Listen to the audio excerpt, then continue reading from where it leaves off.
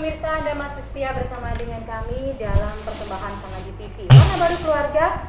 Talk sore-sore. Dan masih dalam tema yang sangat menarik, peran pajak kendaraan bermotor dalam pembangunan daerah. Tadi di sesi pertama kita sudah berbincang dengan 3 orang narasumber, tapi untuk yang kali ini kita juga akan berbincang dengan salah satu anggota DPRD Daerah Istimewa Yogyakarta, ada Bapak RB Dwi Wahyu BSPD MSI. Kita panggil akrab beliau dengan Bapak Wahyu. Pak Wahyu, tadi kan sudah disampaikan berbagai hal tentang fungsi dan peran dari masing-masing kelembagaan yang ada dihadirkan di sore hari ini. Nah, kalau untuk berkaitan dengan DPRD sendiri, keterkaitan dengan pajak dan juga fungsi dari ataupun pajak sendiri yang sudah masuk ini sebenarnya yang bisa dijabarkan ke masyarakat seperti apa ya Pak Wahyu? Terima kasih. Komisi B itu salah satunya bertugas kaitannya dengan optimalisasi pendapatan. Dan hari ini kita bicara tentang pendapatan yang dari Samsat. Di perjalanan pandemi ini memang pendapatan yang didapat oleh Samsat ini sangat seksi dibandingkan pendapatan yang lain. Dan di Kulon Progo luar biasa. Tahun 21 kita nargetkan 106 miliar. Terus di 22 kita menargetkan sekitar 152 kalau nggak salah miliar. Tapi saya belum koreksi capaiannya seperti apa. Tetapi kalau saya melihat di Kulon Progo luar biasa. Walaupun berjalannya target ini pasti tidak lepas dari tunggakan pajak. Makanya di tahun kemarin kita ada program pembebasan denda pajak kemarin. Sampai di Desember kita sudah close itu. Nah, kita tahun ini akan evaluasi. Oke. Jadi untuk tahun ini belum bisa dilihat seberapa kenaikan ataupun penurunan tentang pajak, tapi artinya kalau masyarakat Kulon Progo sendiri untuk masalah pembayaran pajak ini luar biasa antusiasnya begitu luar ya Pak biasa, ya? Luar biasa. Mungkin dibandingkan dengan beberapa kabupaten yang lain mungkin ada sedikit perbedaan gitu Pak? Paling top belum gitu. Oh, gitu. Paling top belum gitu. Tetapi ini semua tidak lepas dari optimalisasi pajak ini tidak lepas dari selain bapak-bapak ini yang terhormat ini, kita juga melibatkan lurah, melibatkan perangkat desa, kecamatan. Biasanya untuk mengantarkan surat cinta dan sebagainya itu.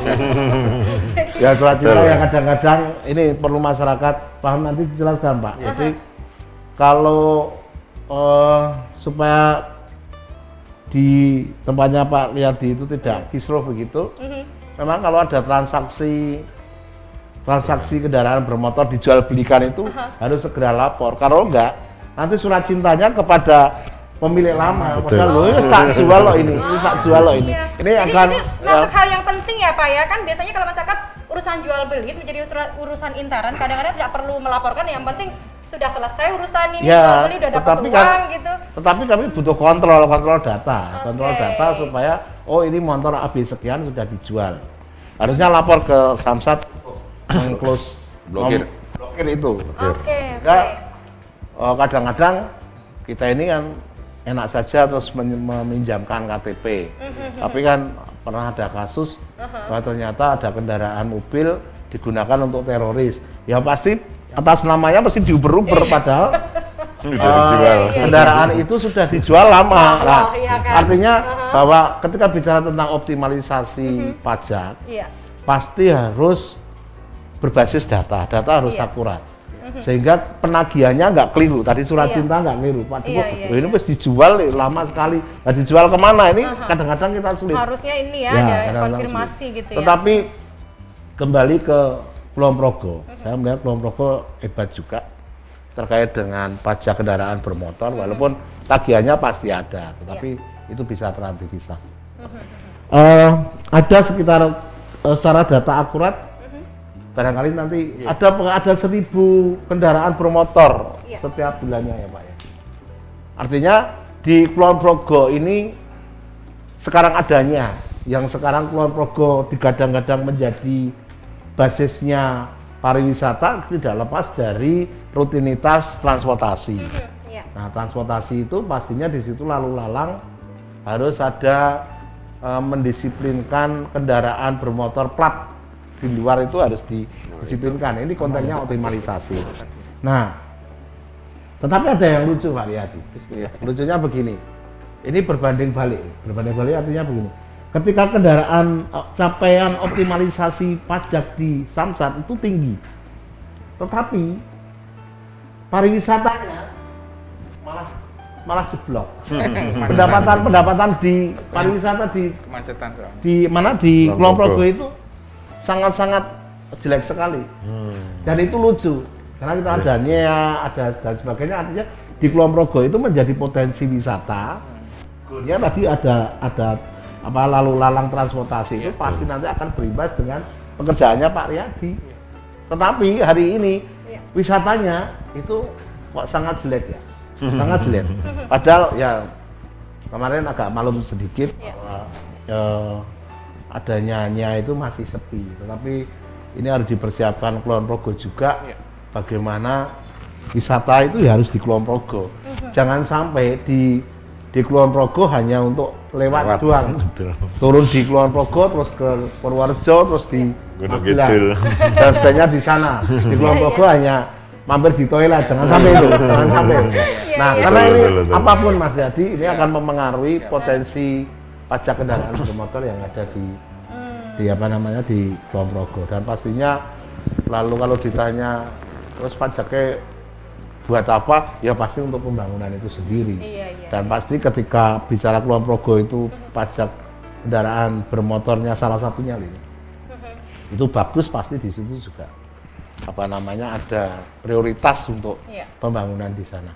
Saya kira pembangunan transportasi, jalan transportasi di Kulon Progo segera dioptimalkan. Termasuk Gunung Kidul.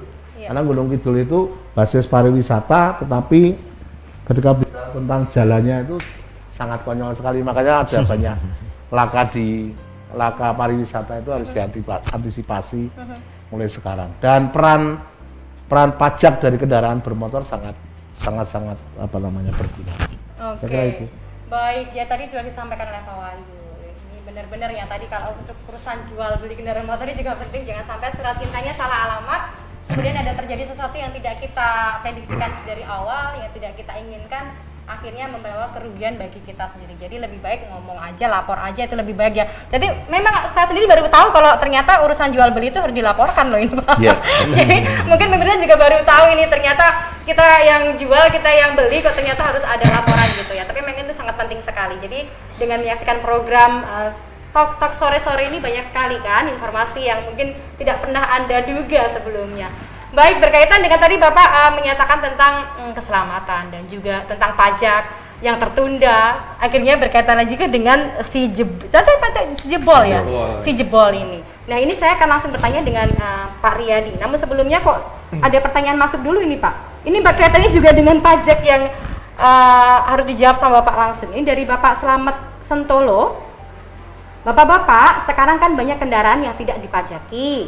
Jadi motor bodong, kan nggak ada pemasukan daerah. Gimana upayanya menyikapi masalah ini, Pak? Mungkin sebelum nanti ke pertanyaan saya, mungkin Bapak Riyadi bisa menjawab dulu pertanyaan dari Bapak Slamet yang ada di Sentolo. Mau nggak Pak Riyadi? Iya.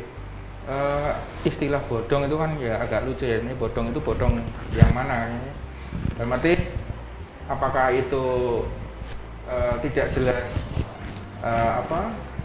kepemilikan atau bagaimana? Yang jelas itu dalam arti kalau nunggak pajak, saya dari sisi nunggak pajak ya Mbak ya, itu yang memang harus segera dipajaki. Iya. Dan sebenarnya kemarin ada kesempatan untuk pembebasan denda itu harusnya dimanfaatkan, ya karena jadi nol denda pajaknya itu. Oh gitu. Nah dengan sekarang udah normal, otomatis pajaknya kena denda ya. Jadi itu. Jadi menurut saya yang tertunda lama, yang itu harus segeralah dipajaki. Mungkin sekalian dengan plat nomor ya Pak. Iya. Kalau udah lama itu harus ganti plat. Harus plat dengan dengan Pak Bagus nanti. Jadi begitu. Sebenarnya sanksinya sendiri apa sih Pak untuk keterlambatan bayar pajak, dan bagaimana ini bagi masyarakat kita yang mungkin sudah nunggaknya bertahun-tahun tadi. Terus apakah ada kompensasi nanti? Karena kalau 1 tahun aja sekian. Kalau kita kalikan dengan bertahun-tahun, mungkin itu menjadi ketakutan lebih lagi ketika kita sudah 1 tahun nggak bayar, 2 tahun, 3 tahun dan selanjutnya. Ini pasti akan lebih banyak lagi. Apalagi masa sekarang ini Pak. Mungkin masyarakat akhirnya udahlah nggak usah dibayar gitu. Jadi ini mewakili dari masyarakat juga ini Pak. Jadi bagaimana ini Pak? Untuk denda pajak ini kita sampaikan bahwa telat 1 hari itu kan udah 25% ya tarifnya kena denda pajak. Per 1 harinya ya Pak? Enggak, telat 1 hari itu denda 25%. Kemudian apabila dia terlambat lagi setiap bulan itu tambah 2%. Oh gitu. Begitu terus. Maksimal, itu berjalan terus sampai berapa tahun gitu nggak dibayar gitu ya? Maksimal dua tahun ya, nanti kita hitung maksimalnya 2 tahun. Oke. Maksudnya kalau dia nggak 5 tahun berarti ke 5 ke 4 itu kena 2 tahun gitu, 24 bulan gitu. Oke. Dan untuk pembebasan, nah ini mungkin nanti juga ranahnya dengan Bapak Dewan ya, karena pembebasan denda itu harus ada komunikasi antara pihak legislatif di Bapak ya, jadi dengan eksekutif, jadi ada pembicaraan apakah nanti memang dari beberapa kegiatan sosialisasi Bapak yang kita laksanakan selama ini di masyarakat itu banyak yang masih menginginkan ada kompensasi gitu. Kayak kemarin. Iya, apalagi kan ini masa-masa sulit ini kan banyak masyarakat tidak mendapatkan pendapatan, begitu kan, artinya buat makan aja sulit gitu kan.